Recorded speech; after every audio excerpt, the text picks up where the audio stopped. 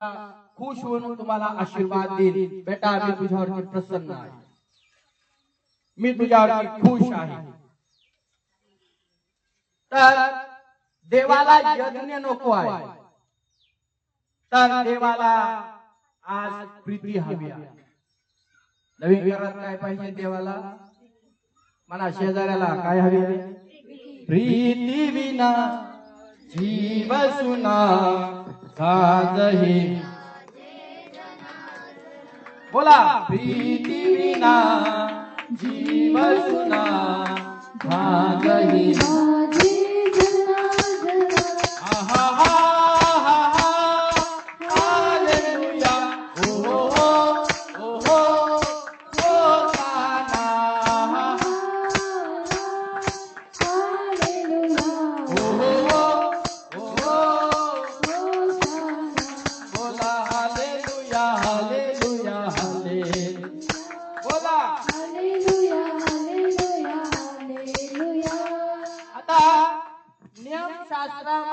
लिहिलेलं आहे ते यहुदी लोकांना माहित होतं चांगल्या प्रकारे। हा यहुदी होता, तो आला प्रभूकडे आणि प्रभूला त्यांनी प्रश्न विचारला, पण त्याला प्रभूचं वचन किंवा प्रभूचे नियम जे आहेत तंतोतंत माहित होते का नाही? चला आता या अनुवादाच्या पुस्तकाकडे 6व्या अध्यायामध्ये काय दिले आपण पाहू। त्याचा पुरावा आज तुम्ही आणि पवित्र शास्त्रामध्ये वाचू। 4 आणि 5 वचन। हे इस्रायला श्रवण कर, आपला देव परमेश्वर हा अनन्य परमेश्वर आहे। तो आपला देव परमेश्वर याच्यावर पूर्ण मनाने, पूर्ण जीवाने, पूर्ण शक्तीने काय कर। जुन्या करारात पण हा नियम आहे की नाही? बोला, येशू मसीह की। जुन्या करारामध्ये देखील हा नियम लिहिलेला तुम्ही आणि पाहतो। काही फरक वाटला? पहिलं वचन वाचलं आणि आताचं वचन वाचलं, काही फरक आहे का त्याच्यामध्ये? काहीच फरक तुम्हाला आणि मला? येशू मसीह की। आणि यहुदी लोक जर तुम्ही आणि पाहिले तर अनुवादाचं पुस्तक 6वा अध्याय 4 आणि 5 वचन लक्ष द्या। हे दिवसातून 2 वेळेस मोठ्याने वाचायचे। कसे वाचायचे?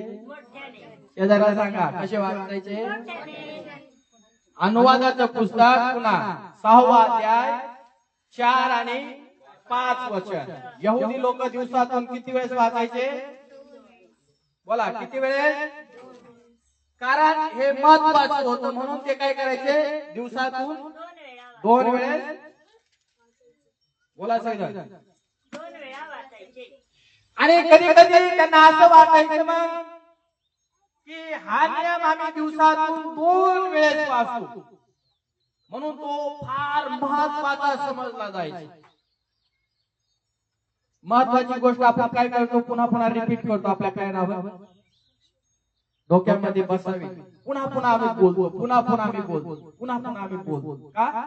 आपल्या डोक्यामध्ये फिक्स राहते पुन्हा पुन्हा बोलल्याने। आता काही लोकांच्या लक्षात जर राहत नाही ना, तर ते काही लोक आहे ना, साखर आणायची, साखर आणायची, साखर आणायची, साखर चहापत्ती, साखर चहापत्ती, साखर चहापत्ती, साखर चहापत्ती। दुकानात जाऊपर्यंत मम्मीने साखर चहापत्ती, साखर चहापत्ती, साखर चहापत्ती। बरोबर आहे? दुकानात जाऊपर्यंत ते तोंडात चालू राहत, कारण तो विसरू नये म्हणून। काही काही विसरतात ना आपल्यामध्ये। त्याच्यामध्ये आधीचा नंबर आहे, मम्मी सांगतीये आणि आधी आणतो दुसरं।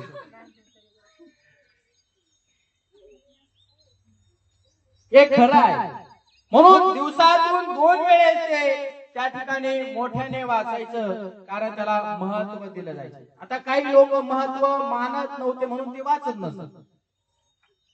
आता तुम्ही मला सांगा, तुम्ही पवित्र शास्त्र किती वेळेस वाचता? 24 घंट्यामध्ये एकदा, दोनदा, तीनदा,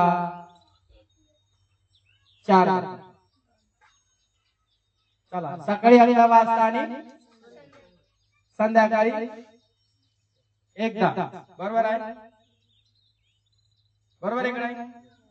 बोला सर. पण काही लोकांना जर ते महत्वाचं वाटत नसेल पवित्र शास्त्र तर ते वाचणार का? बघा, पण मला जर महत्वाचं वाटत आहे पवित्र शास्त्र तर मी ते वाचलं पाहिजे. यहुदी लोक काय करायचे तेच करायचे, लक्षात ठेवा.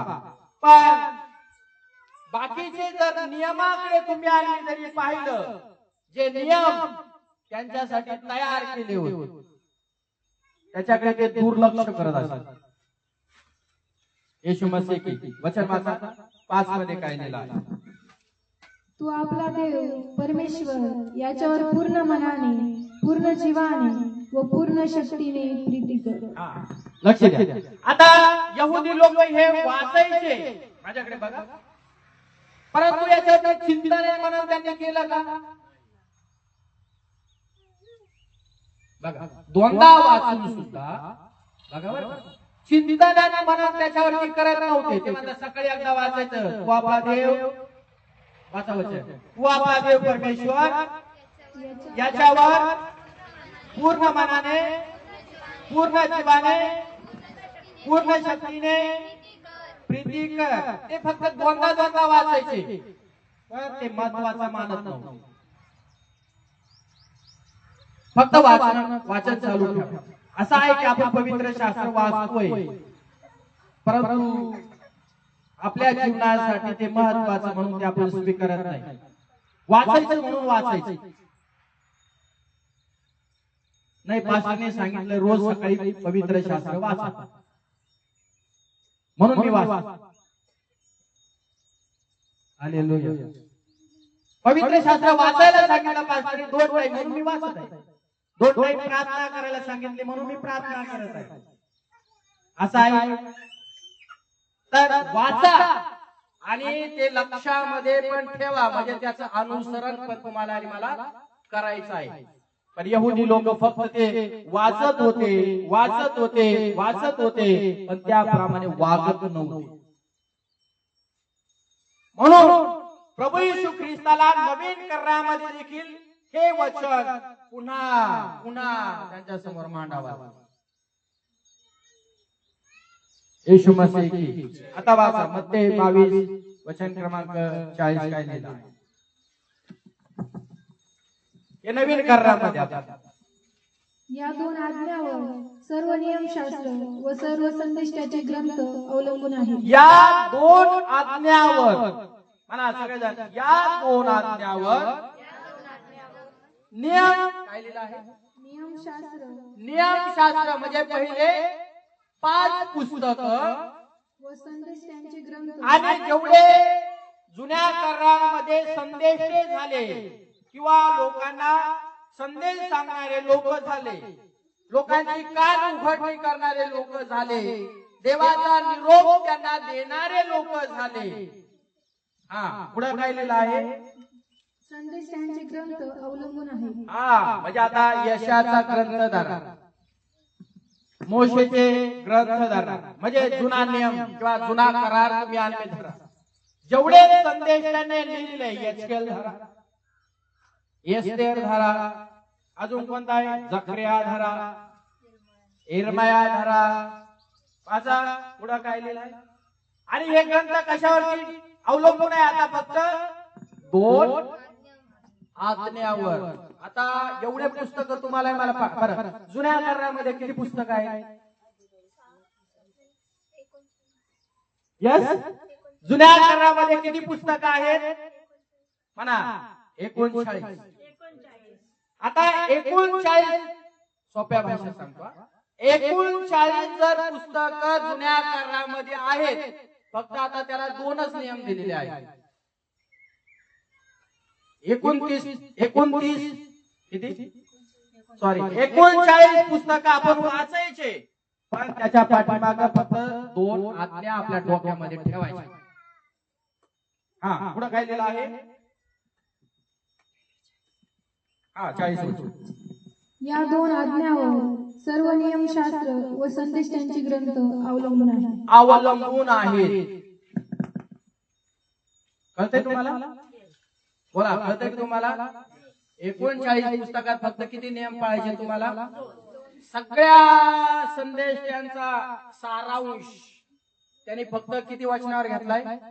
किंवा 2 नियमावरती, 2 आज्ञावरती घेतलेला तुम्ही आणि या ठिकाणी पाहत आलो का आपण पुन्हा तिथंच. आता काय लिहिलं आहे? तू आपला देव परमेश्वर याच्यावरती काय कर? बोला, पूर्ण मनाने काय कर? आता आम्ही किती प्रीती करतो देवावरती सांगा मला. एवढी लोकांसाठी तेच होतं आणि आज तुमच्यासाठी आणि माझ्यासाठी देखील तेच आहे. 2 नियम लक्षात ठेवायचे. पूर्ण बायबल लक्षात ठेवायचं नाही. आता किती नियम? तर तुमची देवावरती केवढी मोठी प्रीती आहे तुम्ही सिद्ध करा.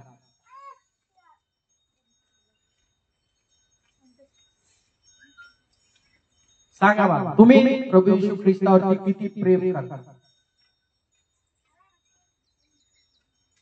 हा संपूर्ण शब्द जो आहे म्हणा, संपूर्ण. कुठं मांडला बरोबर प्रभू अजून संपूर्ण? संपूर्ण कुठं बोलला बरं प्रभू येशू ख्रिस्त? वधस्तंभावर. तुम्हाला माहिती आहे हा शब्द पवित्र शास्त्रामध्ये 4 वेळेस येतो. संपूर्ण म्हणा सगळ्यांनी, संपूर्ण. हा शब्द पवित्र शास्त्रामध्ये 4 वेळेस येतो. तर संपूर्ण अंतःकरणाने तुला काय करायचे आहे? प्रीती करायची आहे. काय करायचे आहे? आता त्याच्यात कसूर करू नका तुम्ही. माग पुढं करायचं नाही. प्रीती करायची म्हटल्यावर कसं करायचं? आता जगातली प्रीती पाहिजे काय मला? काय काय करतात प्रीतीसाठी?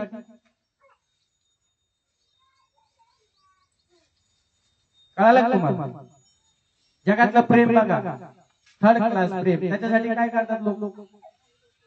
जान की बाजी लगा देते. जो कुछ करने का है वो करेंगे. बरोबर आहे? देवावर जर तुमची आणि माझी जर प्रीती असेल तर पवित्र शास्त्रामध्ये लिहिलं आहे काहीच राखून ठेवायचं नाही. असं तुम्ही दाखवा स्वतःला की माझं ख्रिस्तावर प्रेम आहे. आता एक उदाहरण घ्या. स्वर्गीय पित्याने काहीच राखून ठेवलं नाही. बघा, ठेवलं का? काहीच राखून ठेवलं नाही. त्याने आपला एकुलता एक पुत्र तुमच्यासाठी आणि माझ्यासाठी देऊन टाकला. पुत्र म्हणजे कोण? बोला, पुत्र म्हणजे कोण? येशू ख्रिस्त देऊन टाकला. काही राखून ठेवलं का? तो म्हटला पुत्रा तू पृथ्वी तलावरती गेलं का असं कर, आणि तो म्हटला पाठवू का नको, देऊ का नको, करू का नको, असं जाऊ दे आता करतो थोडं माग, पण थांब थोडं, थांब बरं, थांब थोडं, असं काय केलं का देवानं? आपला पुत्र त्याने राखून ठेवला नाही असा शब्द लिहिला. संपूर्ण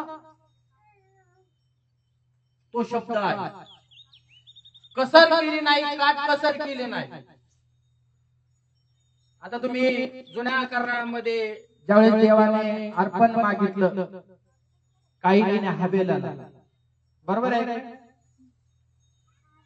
कायीने कसं दिलं बरं?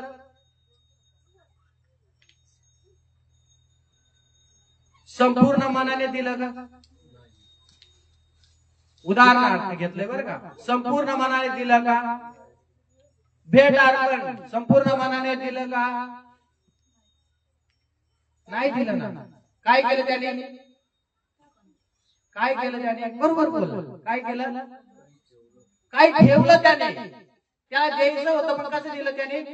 कुचक्या मनाने दिलं. म्हणजे काय त्याने हातचा ठेवला. कळतंय की तुम्हाला? पण त्याच्या भावाचं उदाहरण तुम्ही आणखी घ्या.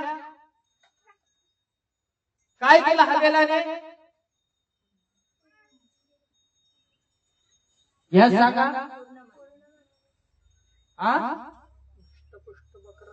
हवेलाने संपूर्ण मनाने जे काही देवाला मागितलं त्याच्यापेक्षा बेस्ट, चांगलं आणि उत्तम दिलं.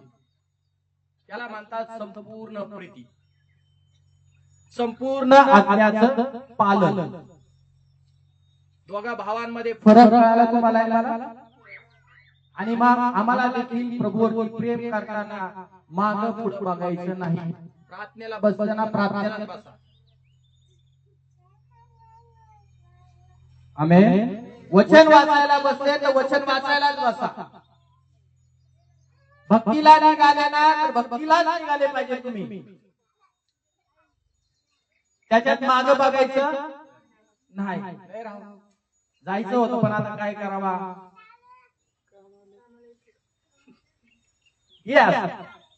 येशू प्रभू की.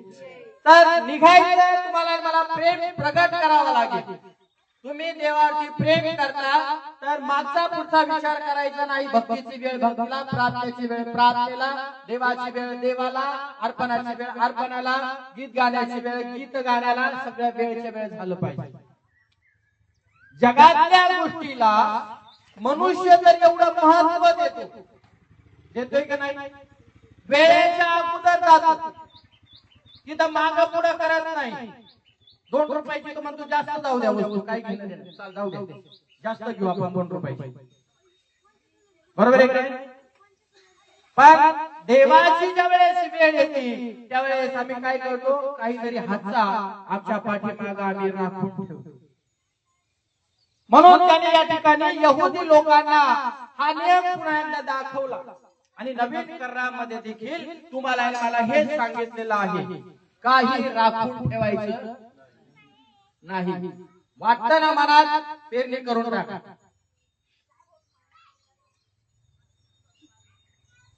मागचा पुढचा विचार करायचा. येशू प्रभू की. सेकंड गोष्ट, तुम्ही आणि परमेश्वराच्या वचनावर पाहतो.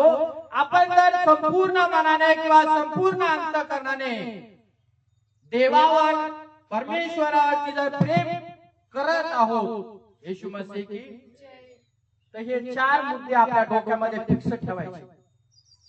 किती मुद्दे म्हणा? 4 मुद्दे. हे 4 मुद्द्यामध्ये तुमचं जीवन तुम्ही देवाला वाहून दिलं पाहिजे. सोप्या भाषेत काय? तुम्ही वाहून घ्या स्वतःला.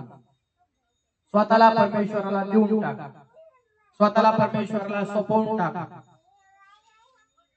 काय मागतो देव तुमच्याकडून? सांगा मला. माझ्याकडून काय मागतो देवा? कोंबड मागतो का? बोकड मागतो का? लिंबू मागतो का? काय मागतो का देव? देवाला कशाची गरज आज नाही. हे सर्व विश्व जर देवाला निर्माण केलेलं आहे, ते लक्षात ठेवा. तुम्ही आणि जे काही देवाला देतो, देव प्रसन्न, देव आनंदी होतो का? बोला माझ्या बरोबर. देव प्रसन्न आनंदी होतो का? तुम्ही काय केल्याने देव संतुष्ट होईलाच, प्रसन्न होईलाच, खुश होईलाच. देवाला आज पशुचा यज्ञ पण नको आहे.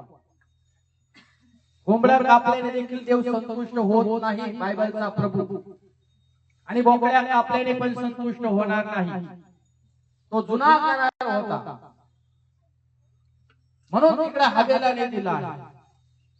पण नवीन करारात प्रभूला तुमचं काहीच नको आहे. तर नवीन करारामध्ये परमेश्वरा तुमच्याकडून माझ्याकडून काय पाहिजे? सांगा मला. काय पाहिजे? म्हणा मानवाचा यज्ञ. कोणाचा?